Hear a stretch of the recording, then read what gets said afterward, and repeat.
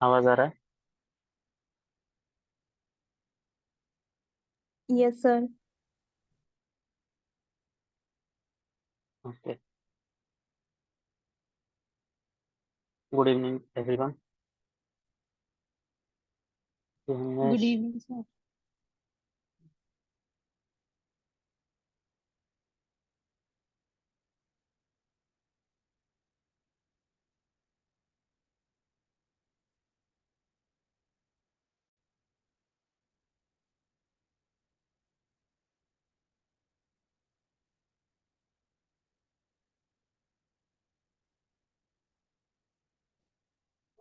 अभी तक हमने शारीरिक क्रिया खत्म कर दिया है। नेक्स्ट सब्जेक्ट है आयुर्वेद इतिहास। इसके अंदर भी बहुत सारे इंपॉर्टेंट पॉइंट्स है। इसके अंदर भी क्वेश्चंस, तीन चार क्वेश्चंस तो इसमें भी रहते ही है। इसमें वेदों के बारे में बताया है। उसके बाद हर एक जो संहिता है, सुश्रुत संहिता, चरक संहिता, चक्रपाणी, अष्टांग हृदय, हारी भेल, जो भी है उन सब के बारे में शॉर्ट शॉर्ट में थोड़ा थोड़ा बताया है। तो उसमें से किसी पे भी एक दो तीन क्वेश्चन तो रहते ही है। उसके बाद बाकी ग्रंथ, उनका वैशिष्ट्य क्या है, उनका काल क्या है, और उनका ग्रंथकार कौन है, ग्रंथ और ग्रंथ का लिए, और किस काल में लिखा गया था, और कुछ स्पेशलिटी है तो। फॉर एग्जाम्पल जैसे खील स्थान किसने बताया है, तो काश्यप संहिता में बताया है। तो इस टाइप के जो है वो सब याद करना है। उसके बाद टीका और टीकाकार, ये सब याद करना है। तो हम स्टार्ट करते हैं। यहाँ पे देखो, लेफ्ट अपर कॉर्नर में क्या लिखा है, महर्षि या वैद्य दो टाइप के रहते हैं। कौन से शालीन और यायावर। एक होता है जो जगह पे रह के, एक ही जगह पे एक ही स्थान पे रह के जो प्रचार प्रसार करता है वो। और दूसरा जो यायावर है वो घूम फिर के शिक्षा ये करते हैं, उनको यायावर बोलते हैं। फिर उसके बाद ज्योतिष के प्रसिद्ध ग्रंथ कौन से, हर्ष चरित्र। तो क्वेश्चन आ जाएगा, हर्ष चरित्र ये किससे रिलेटेड ग्रंथ है। ऑप्शन है अन्न, ऑप्शन बी ज्योतिष, ऑप्शन सी शल्य, ऐसे ऐसे आ जाएगा। तो ये ज्योतिष, हर्ष चरित्र ज्योतिष से रिलेटेड ग्रंथ है। फिर पथ्य विबोधक कई देव निघंटु। और पथ्य का सविस्तार वर्णन किसमें किया गया है, तो योग रत्नाकर में। पथ्य विबोधक ये कयदेव में कहा गया है। फिर उसके बाद आयुर्वेद का अवतरण, ब्रह्मा ने दक्ष प्रजापति को दिया, वहां से वो अश्विनी कुमार को गया। वहां से दो संप्रदाय हो जाते हैं। एक तो अश्विनी कुमार, दूसरा भास्कर। तो अश्विनी कुमार के बाद इंद्र, इंद्र हेलो के सर। बाद फिर अत्रेय ने दिया, तो अत्रेय, पुनर्वसु और अग्निवेश आदि जो छह शिष्य है उन लोग के पास गया। इंद्र ने जब धनवंतरि को दिया तो सुश्रुत संप्रदाय, धनवंतर संप्रदाय उधर हुआ। और इंद्र ने ही काश्यप, वशिष्ठ, अत्रि, भृगु उनको दिया। फिर नेक्स्ट है भास्कर। भास्कर मतलब ब्रह्म हेलो। वैवर्त पुराण, उनने धनवंतरि। हेलो। हेलो। हाँ सर। हेलो, वो सर वो समझा नहीं। क्या वो पत्यापत्य विबोधक और सविस्तर वर्णन। मतलब, अगर ऐसा क्वेश्चन आया कि पथ्य के बारे में सविस्तर वर्णन कहाँ पे आया है, तो योग रत्नाकर में उसका वर्णन आया है। और पथ्य खाली क्या है इतना बता दिए शॉर्ट में, तो कई में बताया है वो। इन डिटेल्ड वर्णन ओके पथ्य सर। के बारे में योग रत्नाकर, पर कई याद रखो पथ्य से रिलेटेड। ठीक है। फिर इसके बाद वेदकालीन आयुर्वेद। जब वेद थे, अथर्ववेद, यजुर्वेद, ये सब, तो उसमें आयुर्वेद कैसा था, तो वैदिक वांग्मय ये चार खंड में डिवाइड था। संहिता, ब्राह्मण, उपनिषद, वेदांग।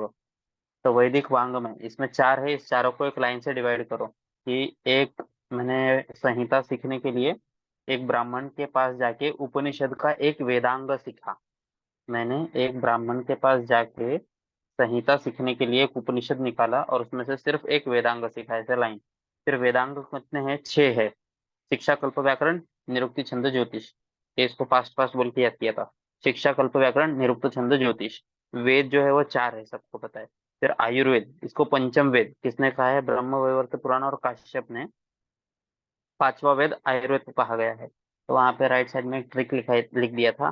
का बरं पंचम वेद म्हणायचं, का मतलब काश्यप, बरं मतलब ब्रह्म वैवर्त पुराण। इन्होंने पांचवा वेद बोला है। फिर नीचे ऋग्वेद का उपवेद, ये आयुर्वेद है, ऐसा किसने बोला है, चरण व्यूह प्रस्थान वेद यज्ञवल्क। तो इसका ट्रिक देखो, लेफ्ट साइड में लिखा है कि यज्ञ में जाने के लिए चरण से प्रस्थान किया। प्रस्थान मतलब निकल गया, चरण मतलब पैर। तो यज्ञ वाल्क्य, यज्ञ में जाने के लिए चरण से प्रस्थान किया। ये ट्रिक ऋग्वेद का उपवेद है, इसके लिए है। फिर उसके बाद वेद काल, शतपथ ब्राह्मण, ये याद करने की जरूरत नहीं है। ऋग्वेद 4000 से 6000, अथर्ववेद ईस्वी पूर्व 1500। फिर उसके बाद सुश्रुत ने आयुर्वेद को अथर्ववेद का उपांग कहा है, अथर्ववेद का उपांग कहा है। और व्यास मुनि जो थे उन्होंने आयुर्वेद को ऋग्वेद का उपांग बोला है। सुश्रुत ने अथर्ववेद का और व्यास ने ऋग्वेद का। मनुस्मृति में क्या बोलते हैं? वनस्पति याम सुख दुख का कथन करती है। जो वनस्पति है ये सुख दुख का कथन करती है। किसने बोला? ऐसा क्वेश्चन आएगा तो मनुस्मृति ने। मनुस्मृति में चिकित्सक को अन्न का ग्रहण निषेध है। मनुस्मृति में जो चिकित्सक है, जो वैद्य है, उसको अन्न का ग्रहण निषेध ऐसा बोला है। तो ऐसा क्वेश्चन आ सकता है कि अन्न ग्रहण निषेध है चिकित्सक को, ऐसा किसने कहा है? तो मनुस्मृति ने कहा है। नेक्स्ट, अथर्ववेद की उपलब्ध शाखा क्या है अभी? शौनक। अथर्ववेद की उपलब्ध शाखा शौनक है अभी खाली। आयुर्वेद वर्णन कहाँ पे आया है अथर्ववेद में? द्वितीय कांड में। अभी हम एक एक वेद के बारे में पढ़ेंगे। जैसे अभी हम पहला अथर्ववेद लेंगे, तो अथर्ववेद के बारे में जो भी इंफॉर्मेशन है वो यहाँ पे ब्लैक से लिखा हुआ है पहले से, और जो एक्स्ट्रा मुझे मिला वो रेड और ब्लू पेन से लिखा हुआ है। तो अथर्ववेद की उपलब्ध शाखा शौनक है अभी। आयुर्वेद का वर्णन उसमें द्वितीय कांड में आया है। तो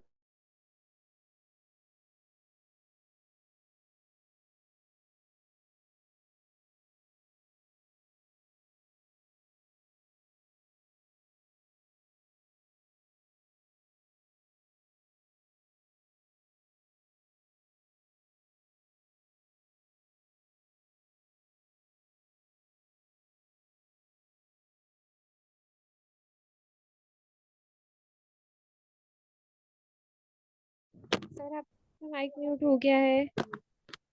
20 कांड है, और उसमें से आयुर्वेद का वर्णन कहाँ पे आया है? द्वितीय कांड में आया है। फिर सुक्त कितने हैं? तो 730 सुक्त है, 5987 मंत्र है। ये बार बार लिख के एक जगह लिख दो सब वेद के, तो याद हो जाएगा ये। फिर नेक्स्ट कि 5987 मंत्र है, जिसमें से 1200 ऋग्वेद में से लिया गया है। ये जो अथर्ववेद है ये भूत विद्या का प्रमुख ग्रंथ है। ये सब शॉर्ट एक बार डेली रिवीजन में इसको डाल दो कि भूत विद्या से रिलेटेड कौन सा वेद है? अथर्ववेद। फिर उसके बाद नेक्स्ट, कल्प सूत्र कितने हैं इसमें? कौशिक, वैतान, नक्षत्र कल्प, अंगिरा कल्प और शांति कल्प। पर्याय नाम क्या क्या है अथर्ववेद के? ब्रह्मवेद, भृंगी भृगवंगिरस, अथर्वंगिरस, महीवेद, छत्रवेद, वैशज्यवेद। अथर्ववेद के पर्याय नाम क्या क्या है? ब्रह्मवेद, भृगवंगिरस, अथर्वंगिरस, महीवेद, छत्रवेद, वैशज्यवेद। फिर इसके बाद राक्षस के 3 प्रकार बोले इन्होंने: क्रव्याद, रक्तपाई, मनोहन। क्रव्याद, रक्तपाई, मनोहन। वैशिष्ट क्या क्या है अथर्ववेद में? कफ को इन्हें अभ्र या बलास बोला है। पित्त को शुष्म मायु बोला है।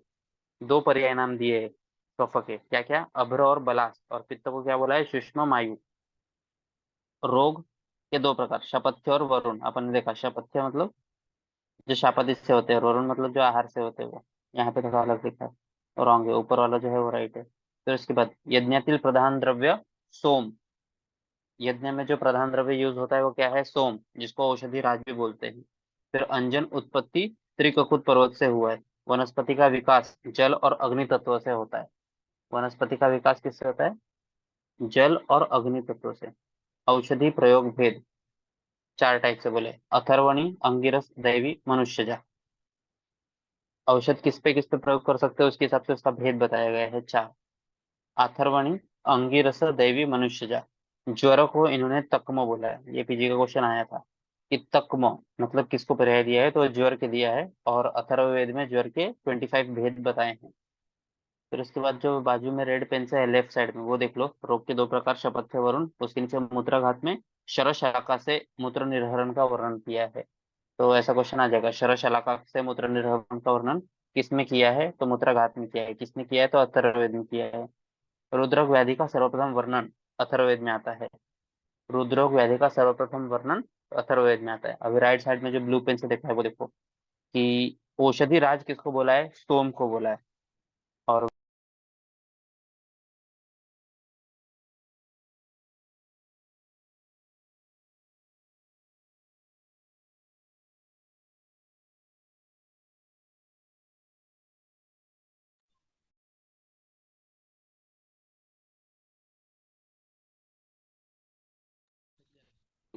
क्वेश्चन सभी पेपर सॉल्व करते करते आए थे, वो सब मैंने इसके आजू बाजू में लिख दिया है।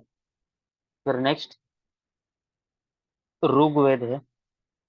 ऋग्वेद की रचना छंदबद्ध है और मंडलों में इसकी रचना हुई है। जैसे ऊपर हमने देखा अथर्ववेद में कल्प सूत्र थे 5, वैसे यहाँ पे मंडलों में इसकी रचना हुई है।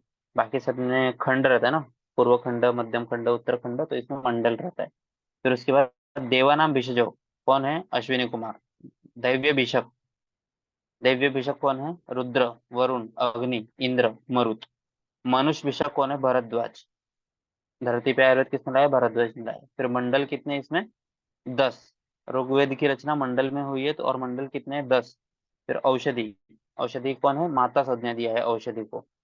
रुद्र रोग में सूर्य किरण चिकित्सा का उपयोग किसने बताया है? ऋग्वेद ने बताया है। फिर लेफ्ट साइड में देखो, सूर्य चिकित्सा, वायु चिकित्सा, अग्नि चिकित्सा, जल चिकित्सा, पशु चिकित्सा का रेफरेंस सबसे पहले कहाँ पे मिलता है? ऋग्वेद में मिलता है। राइट साइड में प्रमुख भाष्यकार कौन थे? शंकराचार्य। ठीक है, इसके अंदर 67 औषधियों का उपयोग मिलता है। फिर अश्विनी कुमार के चमत्कार। अश्विनी कुमार के पर्याय नाम क्या थे? दशरथ और नासत्य।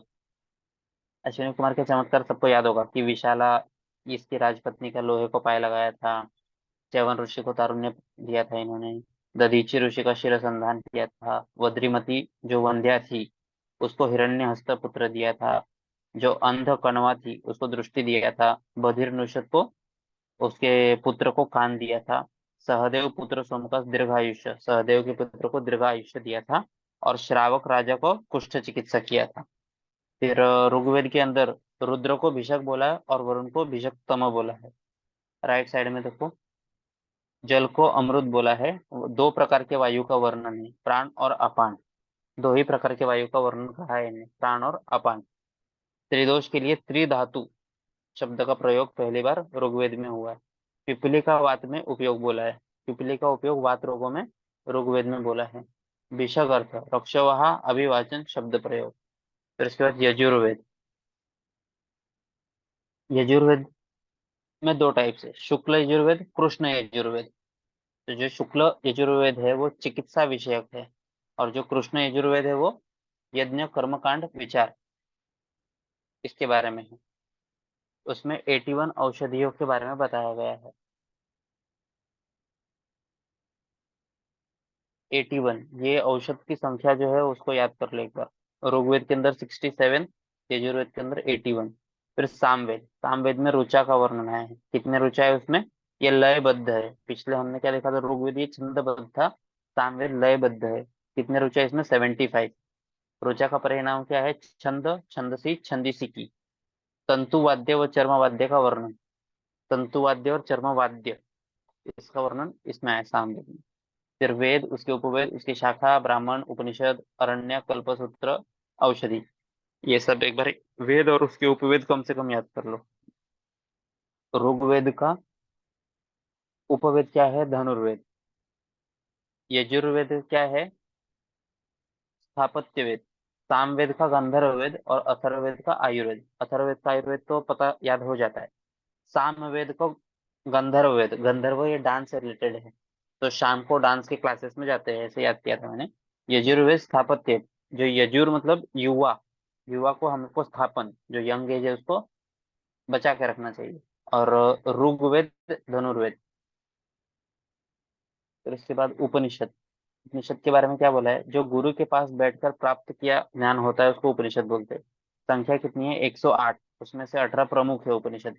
ऐतरेय उपनिषद, वायु में तीन, वायु के तीन प्रकार बोले ऐतरेय उपनिषद में, वायु के तीन प्रकार। छांदोग्य उपनिषद, प्रश्नोपनिषद, उन्होंने वायु के 5 प्रकार बोले हैं।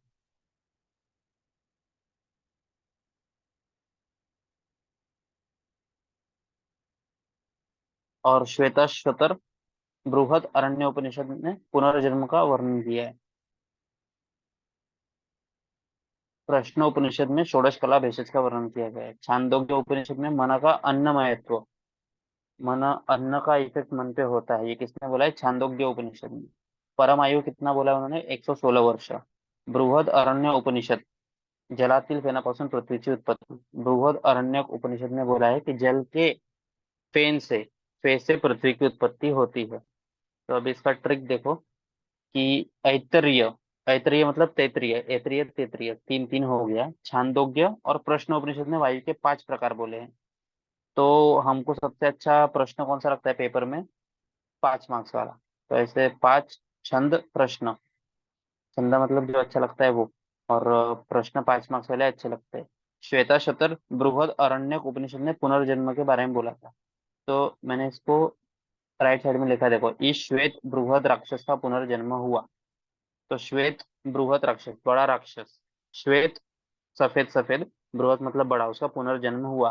तो श्वेत मतलब श्वेता शतर, बृहद मतलब बड़ा, उसने पुनर्जन्म के बारे में बोला है इन दोनों में। फिर उसके बाद प्रश्न उपनिषद षोडश कला भेषज, जो total questions in question paper, जब तुम क्वेश्चन पेपर कोई भी देखते हो एमयूएचएस वगैरह का, तो उसमें टोटल 16 क्वेश्चन रहते हैं। तो प्रश्न उपनिषद, उन्होंने कितने प्रश्न डाले? षोडश कला भेषज। छांदोग्य, माचे अन्न में, तो हमारा छंद क्या रहता है? अच्छा अच्छा खाना खाना, तो उससे रिलेट किया। फिर बृहद अरण्यक उपनिषद, इसको याद कर लो। नेक्स्ट सुश्रुत संहिता, अब यहाँ से ये थोड़ा ज्यादा इंपॉर्टेंट है हर एक संहिता के बारे में। सुश्रुत संहिता, सुश्रुत के पिता का नाम क्या था? विश्वामित्र। सुश्रुत के पिता का नाम क्या है? विश्वामित्र। फिर सुश्रुत संहिता याज्ञवल्क्य स्मृति ग्रंथ के आधार पर लिखित है। ऐसा क्वेश्चन आ सकता है कि सुश्रुत संहिता ये किसके आधार पर लिखा गया है, कौन से ग्रंथ के? तो याज्ञवल्क्य स्मृति ग्रंथ के आधार पर लिखा गया है। फिर उसके अंदर विष्णु, विष्णु के अंश धन्वंतरी, धन्वंतरी काशीराज दिवोदास, फिर उनके बारे में आगे कैसे डेवलपमेंट हुआ है वो सब बताया है। फिर वृद्ध सुश्रुत, फिर उसके बाद सुश्रुत, और उसके बाद बदंत नागार्जुन और चंद्रट। तो अभी इनका काल पूछ सकते हैं एक बार। काशीराज दिवोदास का काल क्या था? 1500 से 1000 ईस्वी पूर्व। वृद्ध सुश्रुत ईस्वी पूर्व 1500 से 1000। सुश्रुत कौन से काल के थे? तो नागवंश काल के थे। सुश्रुत मतलब विष्णु से उत्पत्ति हुई है ना, और विष्णु के ऊपर नाग रहते हैं, तो नागवंश काल से सुश्रुत की उत्पत्ति। और सातवाहन साम्राज्य से रिलेटेड थे वो, सातवाहन साम्राज्य। तो सुश्रुत के ऊपर कितने नाग थे? 7 नाग थे। सातवाहन नागवंश सुश्रुत। फिर बदंत नागार्जुन, ये रसव वैशेषिक सूत्र, उससे सुश्रुत का काल दूसरा शतक था, और बदंत नागार्जुन का काल 5वां शतक था। और वो 2, उसके नीचे 5, उसके नीचे चंद्रट 10, 2 5 10, 2 5 10, ऐसे याद रखा था चंद्रट। तो ऐसा क्वेश्चन आता है कि सुश्रुत संहिता के पाठ शुद्धिकर्ता कौन है? तो वो है चंद्रट। जेज्जट टीकेच्या आधारे पाठ शुद्धि, और चंद्रट ने किसके टीका का आधार लेके पाठ शुद्धि किया था? तो जेज्जट टीका के आधार पर। दिवोदास, दिवोदास कौन थे? उनके पिता का नाम सुदेव भीमसेन, माता का नाम ययाति कन्या माधवी। हमारे कॉलेज में टीचर थी एक देवदास मैम, उनका नाम पूरा माधवी देवदास था, तो ऐसे याद रखा था, माधवी देवदास। दिवोदास के माता का नाम माधवी, पिता का नाम सुदेव भीमसेन। उनके शिष्य कितने थे? 12। मूल शिष्य उसमें से 7 ही थे, और बाकी सब डल्लन टीका में बाकी 5 का वर्णन आता है, भोज, निमि, कांकायन, गार्ग्य, गालव। फिर तंत्र युक्ति का प्रकरण आया है उसमें, कौटिल्य अर्थशास्त्र के आधार पर तंत्र युक्ति बनाया गया है। फिर इसके बाद उत्तर तंत्र की निर्मित कब हुई? 3रे और 6ठे शतक में। फिर इसके बाद स्थान कितने हैं सुश्रुत के अंदर? 6। सु नी शा ची क उ, ऐसे ऐसे बोल के याद रखा था, सु नी शा ची क उ। अध्याय कितने हैं? ये सब क्वेश्चन आ सकता है, कि सुश्रुत संहिता में स्थान कितने हैं। वैसे तो कहीं कहीं पे 5 स्थान बोले, पर यहाँ पे 6 लिखा है। स्थान 5 ही है, और जो लास्ट है वो उत्तर तंत्र है, उत्तर स्थान नहीं बोले, उत्तर तंत्र बोले। अध्याय कितने? 186। सूत्र कितने? 8300। ये संख्या याद कर लो। फिर स्थान, सूत्र स्थान सु नी शा ची क उ, तो सूत्र निदान शारीर चिकित्सा कल्प उत्तर, उसमें चैप्टर कितने हैं? 46, 16, 10, 48, 66। ये भी डायरेक्ट याद ही करना है। वर्णित विषय, ये बहुत इंपॉर्टेंट है कि अरिष्ट का वर्णन चरक में कहाँ पे आता है? इंद्रिय स्थान में। लेकिन सुश्रुत में कहाँ पे आता है? सूत्र स्थान में। निदान स्थान में व्याधि के निदान का वर्णन, ठीक है।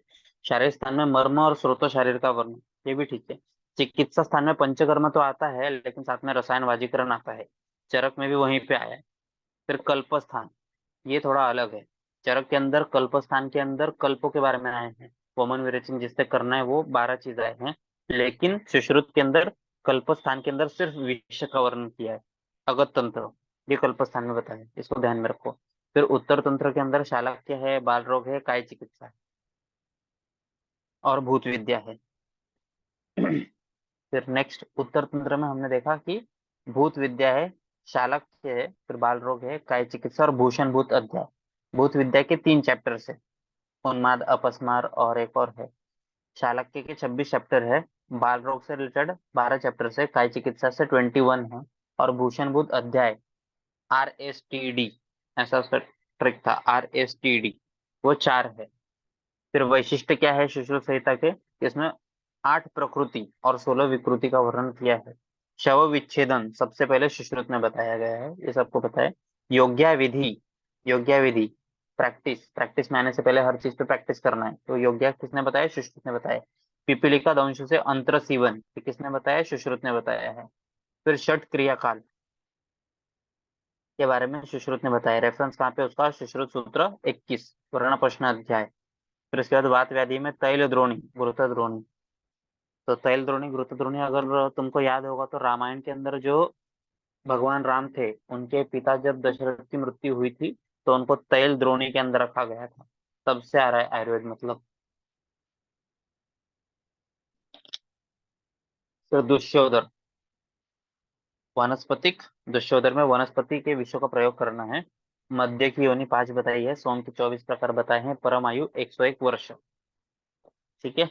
फिर उसके टीकाकार कौन कौन है सुश्रुत के ऊपर, गयदास 10वें शतक में, चंद्रट 10वें शतक में, भास्कर 13वें में, चक्रपाणी 11वें में, दल्हन 13वें में, हारान चंद्र 20वें शतक में।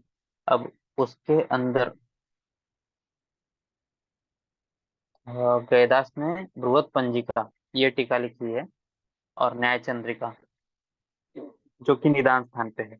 ये अच्छे से याद करो, हाँ, क्योंकि नीचे चक्रपाणी देखो, चक्रपाणी ने सिर्फ सूत्र स्थान पे सुश्रुत के ऊपर भानुमति या तात्पर्य टीका टीका लिखी है। चंद्रट ने चिकित्सा कलिका व्याख्या, ये टीका लिखी है। भास्कर ने पंजिका और चक्रपाणी ने भानुमति तात्पर्य टीका सूत्र स्थान के ऊपर लिखा है। डल्लन ने तो निबंध लिख दिया है सुश्रुत के ऊपर, निबंध संग्रह है। हारान चंद्र ने सुश्रुतार्थ संदीपन। तो अभी ये सबको कैसे याद करना है तुमको, हर एक चीज को अलग अलग नहीं याद करना है, एक ही जैसे याद करना है। कि गयदास कहाँ पे गए, पंजाब में गए, और पंजाब में लोग देखोगे तो बड़े बड़े रहेंगे, तो बृहत पंजिका गयदास, पंजाब गए। चंद्रट कलिका, बार बार चंद्रट कलिका ही बोलना है, चंद्रट चिकित्सा कलिका नहीं बोलना है, चंद्रट कलिका, चंद्रट कलिका। भास्कर पंजिका, भास्कर पंजिका। चक्रपाणी, भानु चक्र। दल्हन ने निबंध लिख दिया है सुश्रुत के ऊपर। हारण ने हारण संदीपन, हारान संदीपन। हारान चंद्र ने सुश्रुतार्थ संदीपन, तो बोलते समय सिर्फ हारान संदीपन ऐसा ही बोलना है। तो अपने आप जब क्वेश्चन आएगा कि हारान चंद्र ने किसके ऊपर टीका लिखी है, जब तुमको संदीपन दिखेगा तो अपने आप वो कनेक्ट हो जाएगा। फिर नेक्स्ट चरक संहिता, चरक संहिता में 3 आत्रेय का वर्णन आता है। ठीक है, तो आगे हम देखेंगे कौन से 3 आत्रेय थे। पुनर्वसु आत्रेय, कृष्णात्रेय और भिक्षु आत्रेय, ऐसे 3 आत्रेय का वर्णन चरक संहिता में आता है। पुनर्वसु आत्रेय के पिता का नाम, पिता और गुरु कौन थे, महर्षि अत्रि। उनके पिता का नाम अत्रि, इसलिए उनका नाम आत्रेय। फिर उसके बाद माता चंद्रभागा, माता का नाम क्या था, चंद्रभागा। फिर उसके बाद लेफ्ट साइड में जो लिखा है वो देखो, वो इंपॉर्टेंट है। चरक का पूरा नाम क्या था, कपिष्ठल चरक। चरक के पिताजी का नाम विशुद्ध। अपनी चरक संहिता कैसी, एकदम विशुद्ध है। तो चरक के पिता का नाम क्या है, विशुद्ध। चरक के गुरु कौन थे, महर्षि वैशंपायन। राजवैद्य किसके थे, वो राजा कनिष्क के राजवैद्य थे। उसके बाद यायावर टाइप के वैद्य थे। हमने देखा कि जो वैद्य घूम घूम के बताता है, जब तुम संहिता अच्छे से पढ़ोगे तब जब वो जनपद ध्वंस का वर्णन करते हैं तो एक नदी के किनारे में रहते हैं, बाकी समय पे हिमालय पर्वत के इधर रहते हैं, तो ऐसे अलग अलग स्थान के बारे में वर्णन है। तो इससे समझता है कि वो यायावर टाइप के ऋषि थे। फिर कपिस्थल ग्राम के निवासी थे, इसीलिए उनका नाम कपिस्थल चरक ऐसा था। फिर इसके बाद उपदेष्टा पुनर्वसु आत्रेय, उपदेष्टा कौन है, पुनर्वसु आत्रेय। उसके ऊपर तंत्र करता कौन है, अग्निवेश तंत्र। हम चरक को क्या बोलते हैं, अग्निवेश तंत्र बोलते हैं। क्योंकि लिखा किसने है? अग्निवेश ने लिखा। आत्रेय ने तो उपदेश किया था खाली। फिर उसके बाद भाष्यकार चरक और प्रति संस्कृते दृढ़ बल, संपूर्ण करता हुए दृढ़ बली इनके। उनके ईस्वी सन 1000 चरक ने ईस्वी सन दूसरे तीसरे शतक में। अब इनका ये देख लो, गुप्त साम्राज्य से रिलेट करते और शुंग काल में थे। सुश्रुत ने क्या बोला था? सुश्रुत नागवंश काल के थे और सातवाहन साम्राज्य के थे। चरक गुप्त साम्राज्य और शुंग काल के हैं। इनके प्रति संस्कर्ता चौथे शतक में आए थे। फिर उसके बाद ये देखो, राइट साइड में लिखा है रेफरेंस ऑफ डिफरेंट आत्रेय कहाँ कहाँ पे आए, तो कृष्णात्रेय का वर्णन चरक सूत्र 11 में आया है।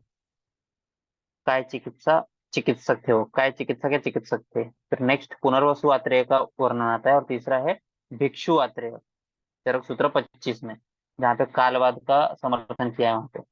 फिर नेक्स्ट अत्रेय पुनर्वसु के 6 शिष्य थे। कौन से?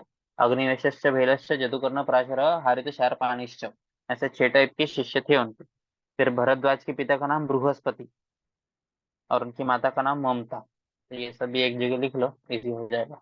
फिर शार्पाणी, धरती पे सबसे बड़ी संहिता कौन सी है? तो शार्पाणी संहिता है, इसको अच्छे से याद में रखो।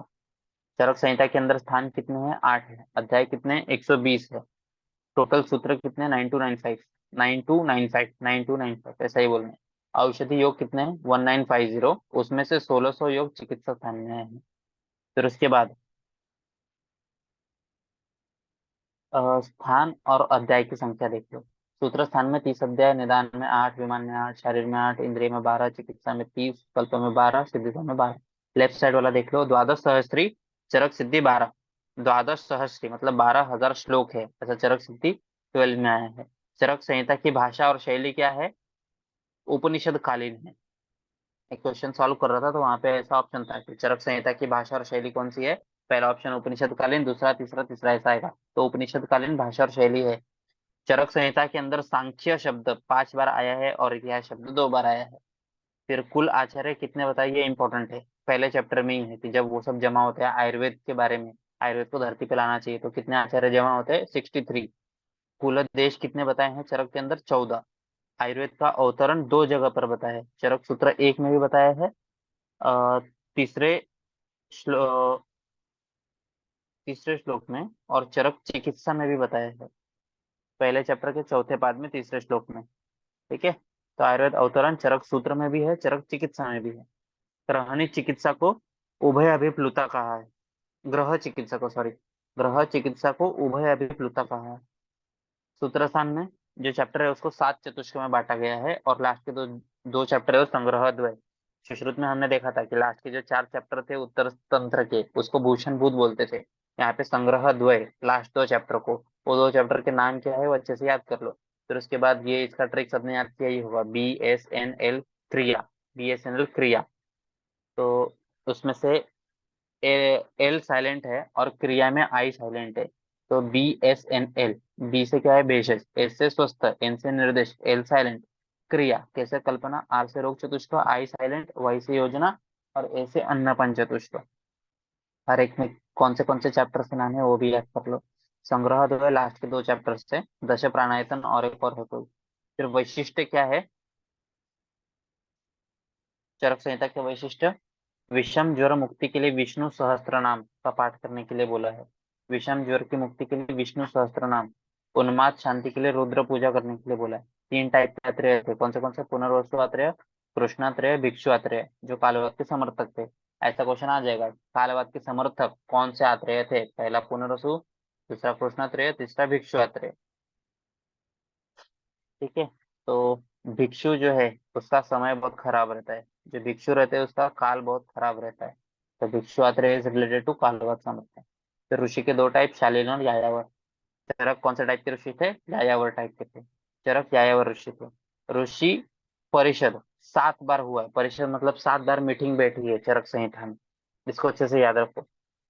चरक संहिता में 7 बार मीटिंग बैठी है, मीटिंग हुआ है अलग अलग चीज के डिस्कशन के लिए। सूत्र स्थान में 4 बार हुआ है, शारीर स्थान में 2 बार हुआ है, सिद्धि स्थान में 1 बार हुआ है। शारीर स्थान में 4 जगह पे हुआ है, कहाँ कहाँ पे? पहले आद्य परिषद, जो सबसे पहली परिषद थी, कि हिमालय के पाइथेय मतलब हिमालय के पर्वत के नीचे, जब आयुर्वेद को नीचे लाना था, आयुर्वेद अवतरण के लिए थी वो। दूसरा वात कला में, जब हम देखेंगे कि वात के गुण कर्म, पित्त के गुण कर्म, ये सब तब बात कल में दूसरी बार मीटिंग हुई। तीसरी बार यज्ञ पुरुष है 25 नंबर का चैप्टर, वहां पे पुरुष विकार उत्पत्ति, वहां पे 9 ऋषियों ने भाग लिया था और वो काशी में हुई थी। फोर्थ कब हुआ था? आत्रेय भद्रकापी है 26 नंबर का चैप्टर, चैत्रथ वन में हुआ था ये मीटिंग। और रसों की संख्या कितनी है इसके ऊपर चर्चा हुई थी और 10 ऋषियों ने भाग लिया था। फिर शारीरिक स्थान में 2 बार हुआ है।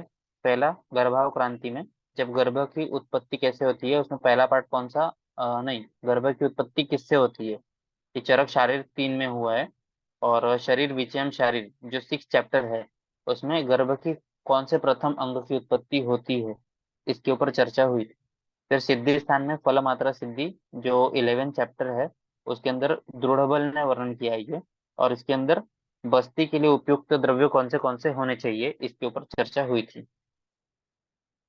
नेक्स्ट, दृढ़ बल ने चरक के अंदर कितने चैप्टर का संपूर्ण किया है? 41। इसको अच्छे से याद रखो। दृढ़ बल संपूर्वित है, जब हम ऐसा बोलते हैं तो इसका मतलब कि दृढ़ बल ने चरक के अंदर 41 चैप्टर्स ये किए, ऐड किए। तो चिकित्सा स्थान में उसमें से 17 चैप्टर्स है। तो ये 17 कौन से हैं? उसका जो 8 में से बहुत सारे, जो पहले 8 निदान स्थान में बोले, उसमें से बहुत सारे चैप्टर्स उन्होंने नहीं बोले। क्या बोले वो देखना पड़ेगा एक बार। फिर उसके बाद कल्प स्थान के पूरे 12 चैप्टर सिद्धि स्थान, मतलब ऐसे डायरेक्ट याद कर सकते हैं कि कल्प स्थान और सिद्धि स्थान जो लास्ट के 2 चैप्टर है वो दृढ़ बल ने दिए हैं। और चिकित्सा स्थान में 17 चैप्टर दृढ़ बल ने दिए। फिर उसके बाद चरक संहिता के ऊपर कितने टीका है? टोटल 43। उसके नीचे देख लो अभी टीकाकार, उनका काल और टीका। टीकाकार भट्टार हरिश्चंद्र, उन्होंने कौन सी टीका लिखी है? चरक न्यास। स्वामी कुमार चरक पंजिका। आषाढ़ वर्मा परिहार वर्तिका। जिज्जट निरंतर पद व्याख्या। नरदत्त बृहद तंत्र प्रदीपिका। चक्रपाणी आयुर्वेद दीपिका। शिवदास सेन तत्व प्रदीपिका। गंगाधर राय जल्पकल्पत्रु। ज्योतिष चंद्र सरस्वती चरक प्रदीपिका। योगेंद्रनाथ सेन चरक उपस्कार।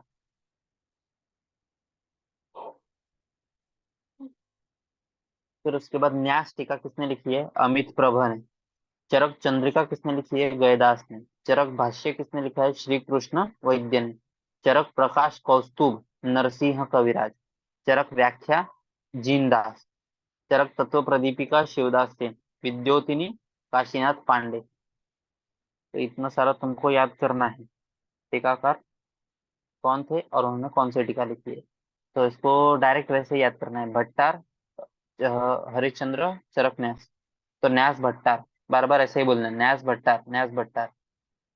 पंजाब के स्वामी स्वामी कुमार चरक पंजिका, पंजाब के स्वामी। आषाढ़ वर्मा परिहार वर्तिका। तो आषाढ़ जो ऋतु है उसके अंदर बहुत सारे परिहार परहेज परहेज बताए हैं, तो आषाढ़ में परिहार करना है। जेज्जट मतलब कंटिन्यूअस, तो जेज्जट निरंतर, जिज्जट निरंतर पद व्याख्या। नरदत्त बृहद नर बड़ा आदमी, बृहद नर। चक्रपाणी आयुर्वेद दीपिका, ये तो याद हो जाएगा। चक्र दीपिका। शिवदास सेन चरक तत्व प्रदीपिका। उत्तर तंत्र, उत्तर तंत्र। शिवदास सेन ने बोला था कि चरक संहिता में भी उत्तर तंत्र था। ऐसा किसने बोला? ऐसा क्वेश्चन आ जाएगा। तो ये शिवदास सेन ने बोला था कि चरक संहिता में भी उत्तर तंत्र था। और चरक तत्व प्रदीपिका। गंगाधर राय, इन्होंने जल्प कल्पत्रु टीका लिखी है। तो जैसे शक्तिमान देखते थे उसके अंदर गंगाधर कहीं शक्तिमान था, तो वैसे ही जल्प कल्प कभी ये कभी वो। ज्योतिष चंद्र सरस्वती चरक प्रदीपिका। योगींद्रनाथ सेन चरक उपस्कार, अभी हमने देखा कि जो योगी आदित्यनाथ है उनको बहुत सारे पुरस्कार, तो योगीनाथ सेन चरक उपस्कार। न्यास अमित प्रभ चरक चंद्रिका गयदास। चरक भाष्य श्री कृष्ण वैद्य। तो कृष्ण ये भाष्य करते थे, हमने महाभारत में देखा था कि वो बहुत सारा भाष्य, पूरा भागवत गीता उन्होंने भाष्य, तो श्री कृष्ण वैद्य ने भाष्य किया चरक के ऊपर। चरक प्रकाश कौस्तुभ नरसिंह कविराज। चरक व्याख्या जिनदास। चरक तत्व प्रदीपिका शिवदास सेन। और विद्योतिनी काशीनाथ पांडे। विद्योतिनी काशी विद्या, ऐसे किया था। फिर इंग्लिश टीका ऑन चरक किसने लिखा है? अविनाश चंद्र, इसको अच्छे से याद कर लो। एक ही इंग्लिश टीका है चरक के ऊपर और वो किसने लिखा है? अविनाश चंद्र ने लिखा है। अग्निवेश रचित, अग्निवेश ने क्या क्या लिखा है? और अग्निवेश तंत्र लिखा है। अंजन निदान लिखा है। रामायण रामायण रहस्य लिखा है। रामायण शतश्लोकी लिखा है। फिर युगानुसार श्रेष्ठत्व, युगों के हिसाब से श्रेष्ठ क्या है? कृत युग में चरक संहिता श्रेष्ठ है, कृत युग में। त्रेता युग में रसार्णव, द्वापर युग में सिद्ध विद्या, और कलयुग अभी वसव राजियम। ठीक है, यहाँ पे हम रुकेंगे आज, अष्टांग संग्रह बाद में लेंगे। किसी को कुछ डाउट है? हार्ड है, लेकिन इस पे से 2-3 क्वेश्चन तो बनते हैं कि टीका टीकाकार, उनके काल और वैशिष्ट के हिसाब से।